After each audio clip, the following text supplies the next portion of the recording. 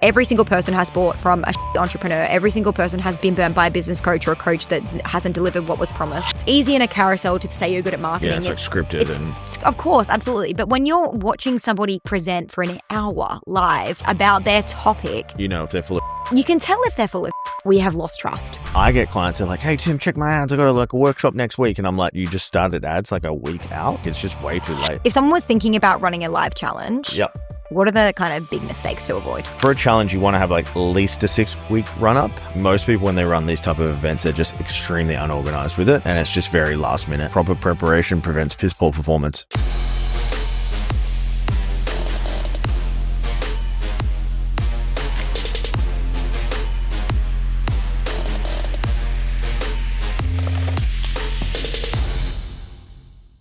Today we're on the Under the Hood episode where we're lifting the lid on what's going on for us in business and what you guys can learn from us. Steph, how you feeling? Yeah, always a lot to talk about because we're always doing new stuff, which is cool. Today we're going to chat about stacking multiple conversion mechanisms to get more calls and more sales from the same leads you've got, why we're running a massive 3-day challenge in January and how it's set to produce a 10x return on ad spend, the new AI system we built to write 50 ad creatives, and how we're preparing for another record year in business. Steph, personal update. What's going on for you? I mean, not a lot, actually, Yeah. which is literally the point. I have had 4 days off. The last 4 days, I have had completely off work, forced by my very incredible, loving husband. We went for a walk on Thursday morning and I can't believe the dogs didn't react to that word. We got very lucky. Yeah. But we went for a walk on Thursday morning and he told me that I was being crazy and I needed to take some time off. So this tends to happen with my personality type. I am pretty 0 to 100 on things. And so the last probably 8 weeks, I have been pretty 100 on business. So we work as soon as we get home from the gym in the mornings, and then I pretty much don't switch off until 6:30 p.m. at night. Yeah. And that's cool for a bit. And that's an awesome trait because I get a ton done and I'm very, very active and like very proactive in that season. But extended versions of Steph doing that are very exhausting and tend to make me get a bit too much in my masculine energy and feel like a control freak and start to kind of get a little bit anxiety and just not overly happy with how I'm spending my life. Tim forced me to take some days off and now I feel happy and relaxed and good again. And just that reminder that for anybody out there who's been 100 for an extended period of time, like you do need breaks, like you do need to rest. And I'm very, very grateful that you were able to take on some of my workload. To be fair, there was like not that much workload. And that's the craziest part is that you think it's worse than it is. You think that it's worse than it is, but it's never actually as bad as it is. So it's been really nice. So thank you for that. Tim, what is your personal update? Yeah, so we've always wanted an ads agency for quite a long time, but it was like we couldn't quite work out the model because, you know, someone paying us whatever, like let's just arbitrarily say 3 or 4 or 5 or 10 grand a month. It's like, yes, that sounds like a lot of money, but it's a ton of work in it. So we never really found like a model that works for us. But recently we have. So we have a retainer plus a revenue share. Why that works is because Steph and I are incredibly motivated for a result. Therefore, us just taking on agency clients and getting a retainer isn't like super sexy for us. So we wanted someone or an agency client that we could grow with. And we found that, which is great. So we have like a retainer plus a rev share model, which is epic for us because we get rewarded for the effort that we put in and we grow the company as well. But like, I didn't want to just be like every other ads agency that just took on like 30 or 40 or 60 clients and charged whatever they charge and just do a shit job. Like I would rather have a stake in a company and a rev share. Obviously it gives me motivation to go harder. So don't flood me with messages about this, guys. But we definitely do have an ads agency on the back end. So if that's something that sounds interesting to you, if you'd like, I guess, some consultancy and us to run your marketing, it's definitely an option. This isn't something that's cheap and this isn't something for that's just starting out in business. This is an experienced operator that has a sales team, knows the game and is ready to grow and scale and like ready to go big. So it's been awesome. It's been super fun. We've really enjoyed it. We have always known that we wanted an agency. So it's been cool to see you pull it together, pull it to life. All right, first thing we're talking about today, guys, is strategies. So we're diving into more diverse conversion mechanisms. Essentially, we do workshops. Now we do founder calls. Yep. And then we have call me sequences. Yes. And tell us about it and why that matters. So first of all, let's just break down what a conversion mechanism is. So this is a way for us to take someone from a lead to a client in our company. There are lots of ways that you can do conversion mechanisms. The most obvious way is a sales call. But I think that what we overestimate is that every single person wants a sales call. Not every single person wants a sales call. Not every single person is sold that way. And so we want to always have, and this is maybe not for every single person that's listening to this podcast, but for us personally, we want to always have multiple ways for people to enter our world and make a yes decision on us. And so assuming that everyone is the same and everyone wants a sales call and everyone's going to convert in a sales call really limits a huge share of the market. So other conversion mechanisms that we run would be things like sometimes, very, very rarely, but every now and then, someone will sign up in DM, directly in DM. So just a few conversations, they've been watching our YouTube or whatever, and they want to just buy, which is awesome. Okay. So like you have a conversion mechanism, a DM warm up. The one that's been the most prolific for us over the last 12 months has definitely been the webinar conversions. So obviously, guys, you can do paid, you can do free. We have done both and tested both. Getting people onto our webinars, showing them an extreme amount of value, and also showing them how we can help them install whatever we've just taught them over a 12-month period inside Success School has been awesome for us. There are other ways that you can do conversion mechanisms. You can do challenges, which we'll talk through later. But the newest one that we've added in has been a Q&A founder call. These so far have been pretty small, but very effective in terms of, there are always a lot of people who are sitting on, I like to call them like satellite clients, like people who are just on the outside of working with you, that are on the fringes. They're on the sidelines. They watch your stuff. They open most of your emails. They're always engaging. They're always liking. They maybe even had a sales call before, but they just didn't convert. And they haven't converted because they've got questions. And they're scared, they're unsure if it's right for them. They maybe want another touch point just to make sure there's not a sales call that feels safer than a sales call, but will still answer their questions. And so we've started running the Q&A founder calls. Basically, we invite people who are on the fringes to join us for a call. We're very clear about what the call is about. You can ask us questions. We'll help you strategize. But ultimately, we want to know how we can get you inside Success School because you're genuinely thinking about it. You just haven't quite pulled the trigger yet. And so they've been really awesome. I think we've signed up 50% of every cohort that's come through the Q&A founder call, which has been great. And just another touch point for them to be able to ask the questions that they've been thinking but maybe haven't been brave enough to ask or want to just talk to us directly about, not through a sales call. So speaking of conversion mechanisms, if someone's listening to this, like what's the best conversion mechanism for warming up cold leads? Yeah, so to warm up cold leads, we've found something what you call the hammer time sequence. So we filmed 50 reels, which were under 60 seconds. Essentially, if someone gets tagged in our hammer time ad sequence, they're going to be getting this sequence of videos in order, so from 1 to 50.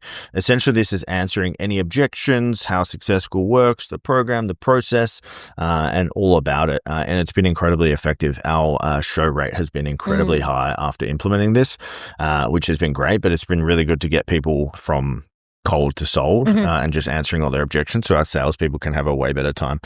Steph, how would you decide on which conversion mechanism to scale first? So we've got founder calls, we've got webinars, we've got sales calls, we've got DMs. Like what would you, and how would you pick? I'd pick the one that's working right now. Yep. And if you don't have one working right now, then amazing, you get choice.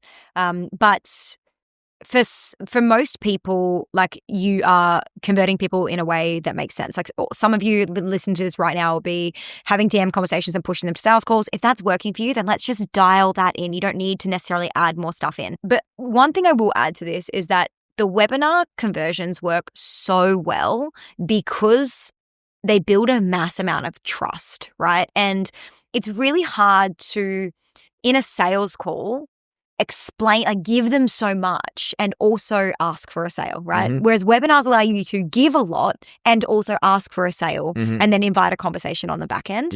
And so webinars have been really, really powerful for us because it's easy in a reel to say you're good at what you do. It's easy in a carousel to say you're good at marketing. Yeah, it's like scripted. Of course, absolutely. But when you're watching somebody present for an hour live about their topic, you know if they're full of shit. You can tell if they're full of shit. And so therefore, it's just been really powerful for us. We do Q&As at the end of all of our webinars and people could just randomly shoot us stuff. And we just show that our coaching ability, that we're really good at managing and coaching all businesses, all types of coaching businesses, all niches, all stages of business. And because of that, we build massive trust and then people want to buy. So I think that right now, webinars and challenges are massively slept on and it won't last forever. Yeah, it won't. Which we'll talk through in a sec. What has been the biggest surprise for you testing so many different types of conversions, like paths? Yeah, so we've tested all the things that we've just spoken about, but what has surprised me is that everything works, which is quite mind-boggling that all of these things actually do work. Yes. I just think a lot of people may be listening to this right now. If you feel like you're not hitting the sales or you're not hitting the leads, you're probably just not taking enough action. You can convert people in like literally any way, but there's some block that's stopping you from running all of these things. In my past experience, and I said this to some clients on a call this week, you're one good lead magnet away from a flood of leads and sales. Like, and any time that I've ever had a bad month in business, like when I used to run my old coaching program, sometimes I would just sit there at night and be like, oh my God, how the fuck am I going to get sales calls booked?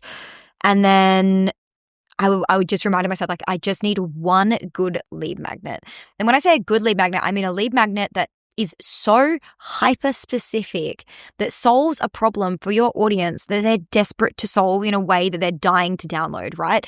And if you can find that perfect lead magnet, you're just going to get a flood of perfect leads, and then it's going to be really easy for you to get leads and sales. But yeah, if you're feeling that way right now, go deeper and give something away for free. That's awesome. For sure. All right, Tim, let's dive into strategy 2. Yep. We are doing a pretty big 3-day challenge in January. Talk me through the decision. Like, how do we come to the decision to do one in January, and a little bit more of the behind the scenes of this? Yeah, so typically challenges are the highest revenue generating thing you can do in the online business space at the moment. We're part of communities where people are doing big dollars on these challenges. We're talking like upwards of 7 figures every time. Like, I don't think we'll get to those kind of numbers, but just like a webinar, like you're just delivering a lot of value over a couple of day period. Essentially with a challenge, you just really want to solve one key problem that your audience has, solve it over a 3-day period, give them everything. And then at the end of them, obviously you make a pitch and then see if they want to get some more help with that or some more assistance on it. There's just levels to it. I guess from the data that we've seen, a lot of people can pull a 10x return on ad spend on these type of challenges. So if you spend $1, you make 10. If you spend $10, you make 100. If you spend 100 grand, you make $1 million. So if you think about just like those numbers at scale, obviously if you're listening to this right now and you've never run a webinar or a challenge, that sounds like incredibly big, and it is, but it's something you definitely work up to. Steph, questions. Why are live events outperforming just static funnels like a core funnel or like a low ticket to high ticket funnel? Like, why do they do so much better? Yeah, look, there's a pendulum effect that comes into literally anything in business or life. You know, when we first come out of and I'll use a story to explain this. Like when I first came out of my corporate job, I basically didn't want anything to do with that version of my world. I was like, I'm going to do everything the opposite of that. You know, I'm going to dress colorful. I'm going to work whatever hours I want. I'm going to, you know, spend my days at the beach. Like anything that was as far away from that experience as possible was what I wanted. But then I realized I can't just spend all my fucking days at the beach and go shopping. And I've got to actually do some work. So the pendulum swings back down into the middle where you kind of find that mid ground that's perfect for you. Everything in business and life has a pendulum swing. And so we saw webinars working, I don't know, when was Russell Brunson a thing? Like that was like years ago. Like 6 years ago, 7 years ago. Webinars were huge and he was like the man that was, you know, teaching people how to convert through funnels, through webinar funnels. Because Russell Brunson was teaching it, everybody was doing it. And because everybody was doing it, it became less effective. Yeah. So everyone stopped doing it and then we moved into a different direction, right? And so then DM chats became the thing. And now DM chats are less effective, still good, less effective because everyone's doing it. And so now we're moving back to this webinar space where, and the reason I think it's come back into full swing is because we have lost trust. And we need to know that like every single person has bought from a shitty entrepreneur. Every single person has been burnt by a business coach or a coach that hasn't delivered what was promised. And so webinars create a lot of trust and they create a lot of know, like, and trust in a really rapid period. And so that's why we're seeing a huge resurgence for them right now. Yeah. If someone was thinking about running a live challenge, what are the kind of big mistakes to avoid? Yeah, so we even see this in our clients now, like just with webinars, is they just start advertising way too late. I get clients that are like, hey, Tim, check my ads. I got a workshop next week. And I'm like, you just started ads like a week out. Like it's just way too late, like underprepared.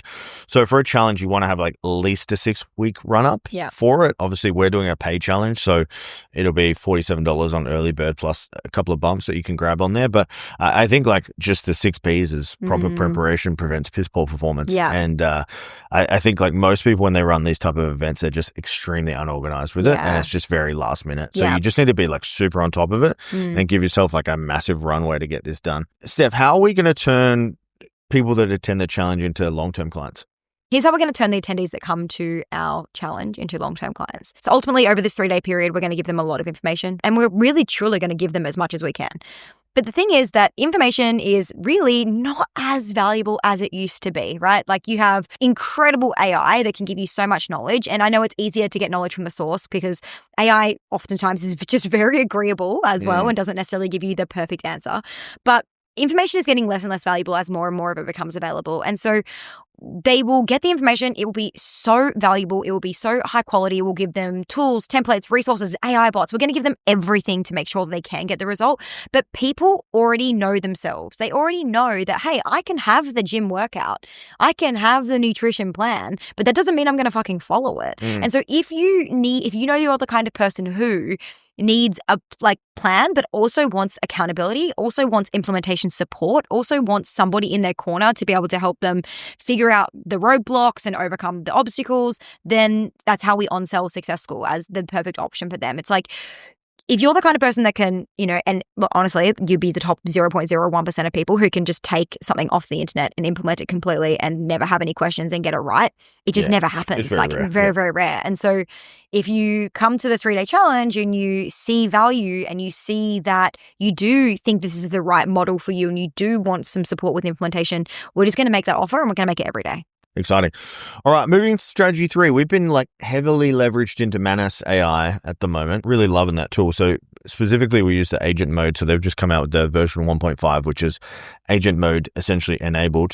Steph and I have both found that ChatGPT has just gone a bit shit, OpenAI. So we're kind of just cheating on it a little bit. We are. With lots of AIs actually. But so I really like Google Gemini's great. Claude's really good as well. But we like Manas because the agent mode is really good. So how we're really using it is like things that scale. So right now with the Andromeda update with Meta ads, you really need like a lot of creatives to be successful with ads. Therefore, coming up with the copy, creative, planning, all of that stuff takes quite a lot of work. Not with Manas. We simply can ask Manas to write us like 50 ad variations for scripts, and then it will go and write 50 perfect scripts.